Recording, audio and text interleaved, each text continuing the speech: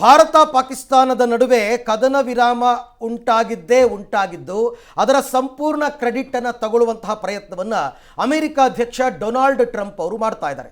Actually Bharat Pakistan ಕದನ ವಿರಾಮಕ್ಕೆ ಒಪ್ಪಿಕೊಂಡಿವೆ ನನ್ನ ಮಧ್ಯಸ್ಥಿಕೆಯಲ್ಲಿ ಅಂತ ಆರಂಭದಲ್ಲಿ ಹೇಳಿಕೆ ಕೊಟ್ಟವರೇ ಅವರು. ಈಗ ಮತ್ತೆ ಅದನ್ನು ಪುನರುಚ್ಚರಿಸಿದ್ದಾರೆ.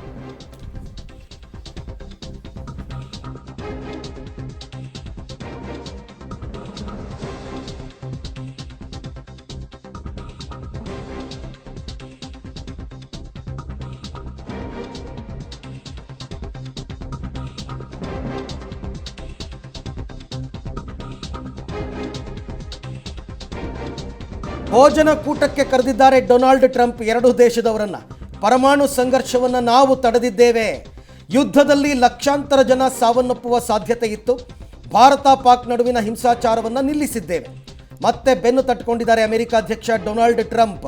ಭಾರತ ಪಾಕ್ ಬಹಳ ಶಕ್ತಿಶಾಲಿ ಮತ್ತು ಬಲಿಷ್ಠ ಬುದ್ಧಿವಂತ ನಾಯಕರಿದ್ದಾರೆ, ನಾವು ಅವರನ್ನು ಒಟ್ಟಿಗೆ ಸೇರಿಸಿ ಉತ್ತಮ ಭೋಜನವನ್ನು ಮಾಡಬಹುದು ಅಂತ ಶ್ವೇತಭವನದಲ್ಲಿ ಅಮೆರಿಕ ಅಧ್ಯಕ್ಷ ಡೊನಾಲ್ಡ್ ಟ್ರಂಪ್ ಹೇಳಿಕೆಯನ್ನು ಕೊಟ್ಟಿದ್ದಾರೆ. ಒಂದು ಕಡೆ ಯುದ್ಧ, ಒಂದು ಕಡೆ ವ್ಯಾಪಾರ, ಎಲ್ಲ ಲೆಕ್ಕಾಚಾರವನ್ನು ಮನಸ್ಸಿನಲ್ಲಿಟ್ಟುಕೊಂಡು ಎರಡೂ ದೇಶದವರಿಗೆ ಅಮೆರಿಕದ ಮೇಲೆ ಸಿಟ್ಟಾಗಬಾರ್ದು, ಬೇಸರ ಆಗಬಾರ್ದು, ಆ ರೀತಿಯಾದಂತಹ ತಂತ್ರಗಾರಿಕೆ ಡೊನಾಲ್ಡ್ ಟ್ರಂಪ್ ಅವರದ್ದು ಅಂತ ಅನ್ನಿಸ್ತಾ ಇದೆ. ಜೊತೆಗೆ ಇಡೀ ಜಗತ್ತಿಗೆ ನಾನೇ ದೊಡ್ಡಣ್ಣ, ನಾನೇ ಸಾರ್ವಕಾಲಿಕ ಶಕ್ತಿ ಅಂತ ಬಿಂಬಿಸುವ ಕೆಲಸವನ್ನು ಟ್ರಂಪ್ ಅವರು ಮಾಡ್ತಾ ಇದ್ದಾರೆ.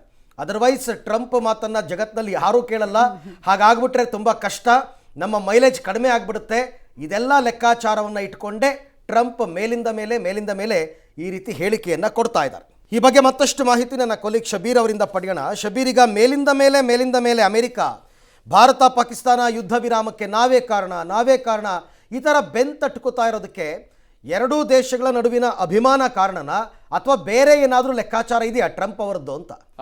ಅಭಿಮಾನವೂ ಅಲ್ಲ ಅಥವಾ ಬೇರೆ ಏನಿನ್ನೇನೂ ಅಲ್ಲ ಅರವಿಂದ್. ನೋಡಿ, ವಿಶ್ವದಲ್ಲಿ ಎಲ್ಲೇ ಕೂಡ ದಾಳಿಯಾದರೂ ಯುದ್ಧಗಳಾದರೂ ಕೂಡ ಮಧ್ಯಸ್ಥಿಕೆ ವಹಿಸುವಂಥ ಕೆಲಸವನ್ನು ಅಮೆರಿಕ ನಿರಂತರವಾಗಿ ಮಾಡುತ್ತೆ. ಬೇಕೋ ಬೇಡವೋ, ನೀವು ಹೋಗಿ ಅವ್ರಿಗೆ ಮನವಿ ಮಾಡ್ತಿರೋ ಬೇಡವೋ, ತಾನೇ ಮೂಗು ತುರಿಸಿ ಬಂದು ಮಧ್ಯಪ್ರವೇಶ ಮಾಡುವಂಥ ಕೆಲಸವನ್ನು ನಿರಂತರವಾಗಿ ಅಮೆರಿಕ ಮಾಡುತ್ತೆ. ಈ ಹಿಂದೆ ರಷ್ಯಾ ಯುಕ್ರೇನ್ ಯುದ್ಧ ಆಗಿರ್ಬೋದು ಅಥವಾ ಈ ಇಸ್ರೇಲ್ ಹಮಾಸ್ನ ಯುದ್ಧ ಆಗಿರ್ಬೋದು, ಈ ರೀತಿಯಾದಂಥ ಬೆಳವಣಿಗೆಗಳಾದಂಥ ಸಂದರ್ಭದಲ್ಲಿ ತಾನೇ ಮಧ್ಯಪ್ರವೇಶ ಮಾಡುವಂಥ ಪ್ರಯತ್ನಗಳನ್ನ ಅಮೆರಿಕ ನಿರಂತರವಾಗಿ ಪ್ರಯತ್ನವನ್ನು ಪಡುತ್ತೆ. ಆ ಮೂಲಕ ತಾನು ಪ್ರಭಾವಶಾಲಿ, ಶಕ್ತಿಶಾಲಿ, ಇಡೀ ವಿಶ್ವವನ್ನ ಕಂಟ್ರೋಲ್ ಮಾಡುವ ವ್ಯಕ್ತಿ ನಾನೇ ಅನ್ನುವಂಥ ನಿಟ್ಟಿನಲ್ಲಿ ಪ್ರತಿಬಿಂಬಿಸುವಂತ ಕೆಲಸವನ್ನ ಕೂಡ ಮಾಡುತ್ತೆ. ಸೊ ಈಗ ಭಾರತ ಪಾಕಿಸ್ತಾನದ ವಿಚಾರದಲ್ಲೂ ಕೂಡ ಇದೇ ಬೆಳವಣಿಗೆಗಳು ಆಗ್ತಾ ಇರುವಂತದ್ದು. ಎರಡೂ ದೇಶಗಳ ನಡುವೆ ಮಾತುಕತೆಯನ್ನು ನಡೆಸಿ ಸಂಧಾನವನ್ನ ಮಾಡಿ ಯುದ್ಧ ವಿರಾಮನ ಘೋಷಣೆ ಮಾಡಲಿಕ್ಕೆ ಕಾರಣ ನಾವೇ ಅನ್ನುವಂಥ ನಿಟ್ಟಿನಲ್ಲಿ ಪ್ರತಿಬಿಂಬಿಸಿಕೊಳ್ಳುವಂತ ಕೆಲಸವನ್ನ ಅಮೆರಿಕ ನಿರಂತರವಾಗಿ ಮಾಡ್ತಾ ಬಂದಿತ್ತು. ಈಗ ಅಮೆರಿಕಕ್ಕೆ ತಿರುಗೇಟು ಕೊಡುವಂತ ಕೆಲಸವನ್ನ ಭಾರತ ಮಾಡಿದೆ. ಮೇ 10ನೇ ತಾರೀಕಿನ ಟೈಮ್ ಲೈನ್ ಅನ್ನ ಬಿಡುಗಡೆ ಮಾಡಿರುವಂತದ್ದು ಕೇಂದ್ರ ವಿದೇಶಾಂಗ ಇಲಾಖೆ. ಇದರಲ್ಲಿ ಏನು ಎಲ್ಲ ಬೆಳವಣಿಗೆಗಳಾಯ್ತು ಅನ್ನೋದಕ್ಕೆ ಸಂಬಂಧಪಟ್ಟಂತೆ ವಿವರಣೆಯನ್ನ ಕೊಟ್ಟಿದೆ.